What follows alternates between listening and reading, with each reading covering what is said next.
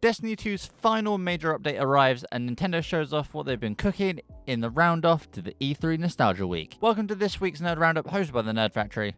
I'm Jake. Let's catch you up.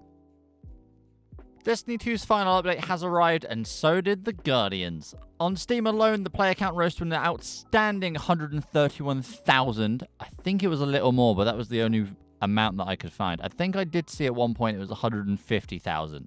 But there was a lot of players on Steam, which beat both the Edge of Fate and Renegade expansions player count, like the big total player count, by like 30,000.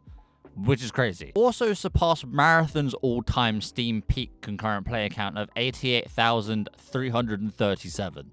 On all platforms, it was estimated that over 1 million players returned to show that Sony, hey, Destiny actually is a game that people still want.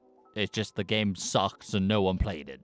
Destiny 2 also ended up as the #1 global top seller on Steam, which is kind of nuts. It is technically a free game, but it still reached the top of the charts, which is crazy. With the final update, there have been several quality of life updates, with the return of the director being the big one, considering they got rid of it and made the Portals thing. I stopped playing, so I don't remember what the Portals thing was. I think I looked at it for like 2 days before the update, and it was very confusing, so I'm glad they put the director back in, because it makes it so much easier to know where you're going. They also added in new items to grind for, as well as nods to what could have been in the new expansions if Sony didn't cancel them. They are very easy to find, so obviously if you play the game, you've probably seen them already, but it's very, very cool. Bungie have also released Destiny 2 The Collection, which is currently on sale, as I'm aware of, for 20 quid. So if you haven't played Destiny before and you want to play the new update, as it's not going to change anytime soon, it's 20 quid.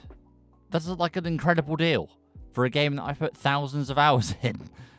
Just do it. Just do it. I really hope that Sony realizes the gold mine that they're currently sitting on without them realizing what they've done. If they can get Destiny, whether it's Destiny 2 or Destiny Infinite, like I reported last week, or even Destiny 3, if they can get to the point where the game's fun and playable, they will have millions of people playing it. Just make the game good and people will play. Simples. To round out the incredible week of game announcements, Nintendo had a direct announcing 35 different gaming things. Because there was DLCs, there was free updates, there was new game announcements. They announced a lot of stuff. Splatoon Raiders is a new single-player focused game where you play as a mechanic, working with Deep Cut, a trio of swashbuckling musicians in which you are on a hunt for treasure. You'll be able to customize your character and then take on waves of enemies called Salmonoids.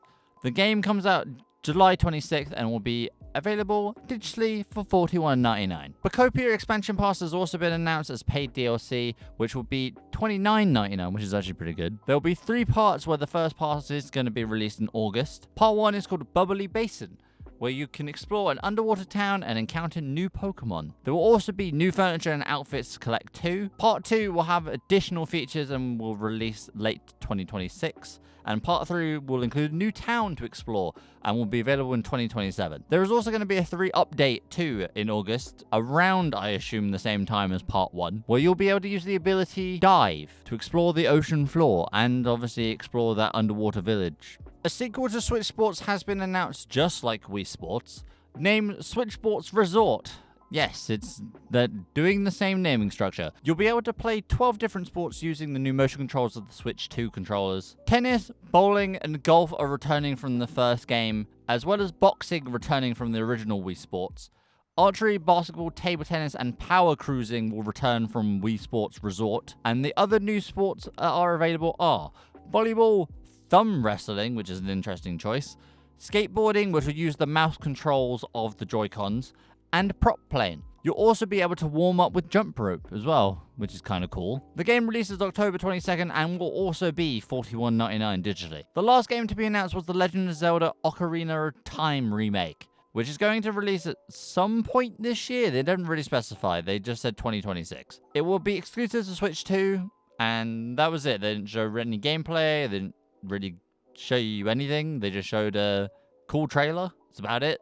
I'm just kind of excited to see what they do with it, because every remake they've done, they've changed the art style or they've done something different to the game. So it's interesting what they'll do, considering they've made this 2 times already. This is the 3rd time they've remade it. So it'll be interesting to see what they do.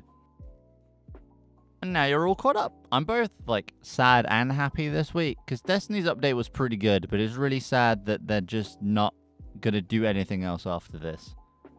So once I've played all the content I haven't played in the last, like, 2 years, and then grinded out all the weapons that I'm now, like, perfectly what I want, that's it. Like, there's nothing else to do. Which is really sad. Like, this game is a gold mine, because when it's good, it's so good. Nothing is better than Destiny when it's good. And I'm also excited for the Pocopia DLC. I haven't played it for a while, but I did enjoy it when I played it. So I'm interested to see all the extra stuff they added. I just want them to add Lillipup. That's my favorite Pokemon. Add Lillipup, and I'll play your game. I will buy that pass. But, as always, don't forget to like and subscribe, as you'll be getting a Nerd Roundup every Monday at 6 PM UK time. If you have any suggestions on what you'd like to see or anything you really want to say, comment down below and I'll try and respond as soon as I can. Other than that, I'll see you next week.